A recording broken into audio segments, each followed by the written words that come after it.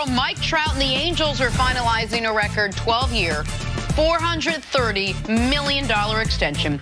Other athletes are taking notice of the mind-blowing numbers, with J.J. Watt posting, "Hey, Houston Texans, Trout and I kind of look alike.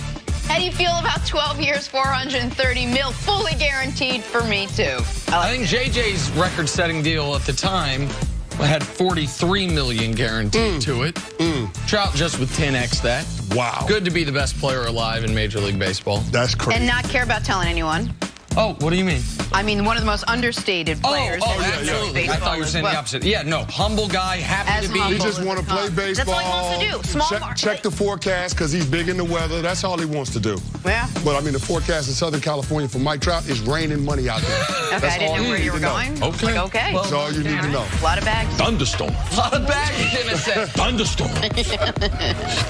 Moving on to the Giants. So after zero quarterback drama this offseason, the Giants have decided to go forward with 38-year-old Eli Manning. But a change might be coming soon. According to reports, the Giants met with Ohio State quarterback Dwayne Haskins last night ahead of Haskins' pro day today. And other reports say no team did more work on Haskins than the New York Football Giants. Kenny, is Haskins the answer to the Giants' quarterback problem? In my opinion, he is. I mean, CC, we've been talking about Haskins for 5 or 6 months now. Yes. I mean, he's a special talent in terms of what he does in processing information in real time, the cerebral aspect of the game. Yes. And that part of the position.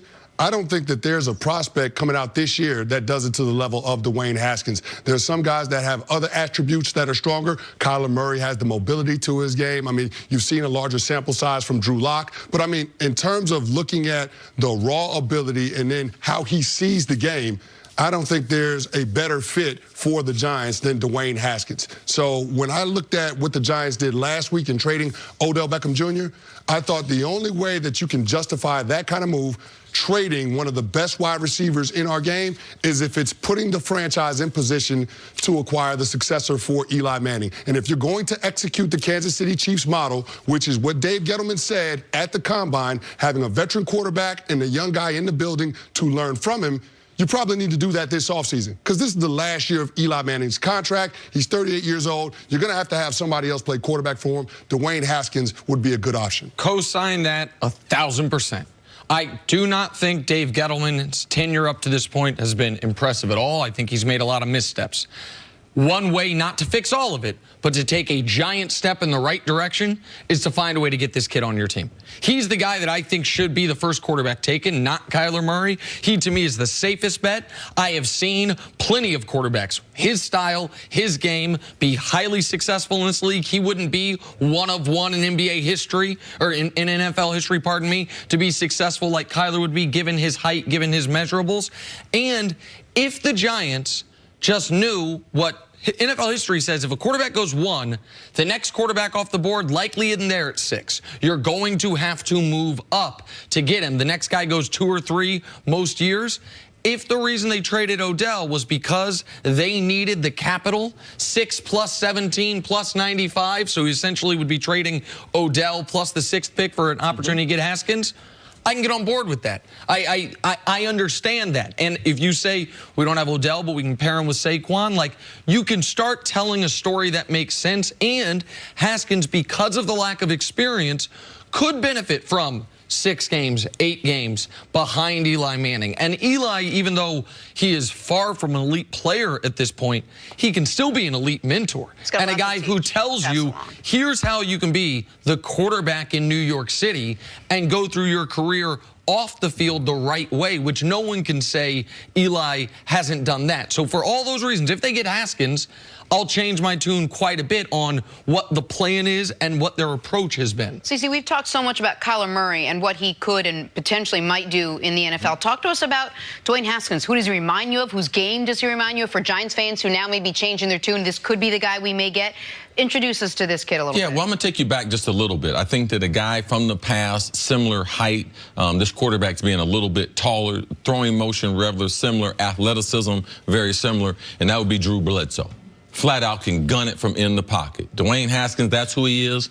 Drew Bledsoe was never known as a big diva. He was a great team guy. That's what Haskins has been at Ohio State. Can throw the ball to any part of the field. He really has no weakness as far as his throwing motion. And like Drew, once he gets into the pros, I believe that throwing motion will be a little more refined, where he'll take away some of that wind up that he has in it. But his ability to be able to throw the ball, his hand size is good enough. In cold weather, can throw the ball through the wind.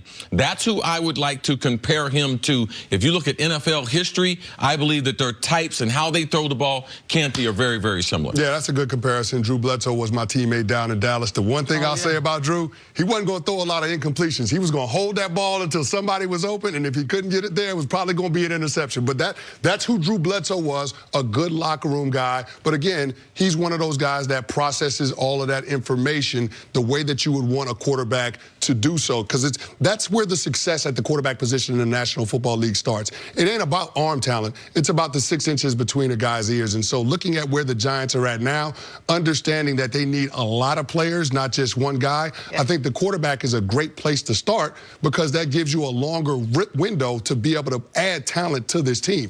This is not going to be fixed in 1 or 2 off seasons. Dave Gettleman has got to replenish the cupboard. Jerry Reef left it bare, and so I think that presents an opportunity. If you get the quarterback, you're not worried about that position for the next decade plus. It gives you an opportunity to be able to have somebody that you can build around. Now, I do believe, because these positions as general managers are very, very rare. And Gettleman has the type of history where he's never drafted a quarterback. He does believe in big people. He's one of those guys, philosophy, big people play this game. The only way that because I believe he does have something in his bag, like he's going to try. Like he's going to try to do something. I believe if after Kyler Murray is drafted, I believe he should trade for Rosen, because I don't believe Haskins might be there.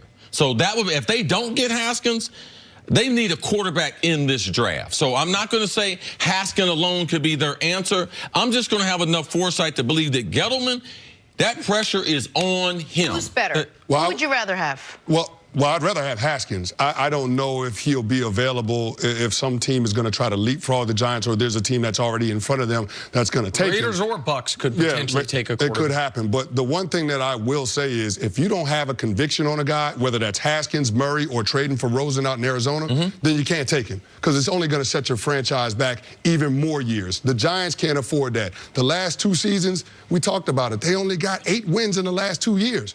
It's a lot of losing. You played 32 games the last 2 years. You only got 8 wins. So, I mean, this is a proud franchise, and they're trying to get back to doing some winning. But in looking at the situation that they have right now, I just couldn't imagine an offseason where they didn't get a quarterback.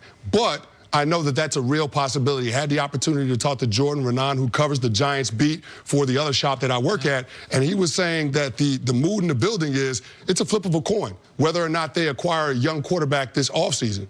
And so while I understand that you can't reach for a guy, I also look at the situation and know that you're not going to get back to the point where you're consistently competitive until you get a young quarterback. If they don't come out of this draft with either Dwayne Haskins or having traded for Rosen, to me, there is no scenario where the Dave Gettleman era ends in success. So you were saying that you wouldn't criticize them if they went Rosen instead of Haskins. Me neither. Like, if you think, hey, instead of trading the 6th and the 17th, maybe we can get Rosen for the 37th pick, our 2nd round pick, and then add talent with the 6th and 17th. You guys know I'm high on Rosen. I can get on board with that as well. But if the answer is, no, we're going to wait another year, that's the wrong answer. When you say flip of a coin, that will determine getting Haskins or Rosen doesn't guarantee a successful era. But coming out of this draft with no quarterback, with no blue chipper, because Rosen was a blue chipper, Haskins is a blue chipper, would to me be the total opposite. And right now, I think Haskins is an undervalued prospect because of all the conversations surrounding Kyler Murray. At the end of the college football season, I thought Dwayne Haskins would be the guy teams would be trying to trade up to #1 to get. Now we're saying, he's not going to be the first quarterback taken. Could he be there at 6? That would be, even at 4 or 5, enormous value given the player that I think he is. All right, Kenny, thanks for joining us today. Great job, man. Second break coming up. Kobe Bryant knows how to fix the Lakers. That's next on First Things First. If we had blown that handshake, we're just going to have to call it quits, man. Just be done. I'll just accept it's socially awkward and just leave it alone. Oh, yeah, that's it. That's it. Wisdom.